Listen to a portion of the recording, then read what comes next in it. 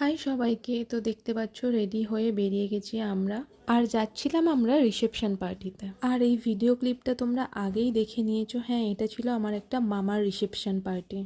তো তারপর আমরা চলে গিয়েছিলাম খাবার ওখানে, কারণ আমাদের ফিরতে হবে। আর খাওয়ার মেনুটা তোমাদের দেখিয়ে দিলাম।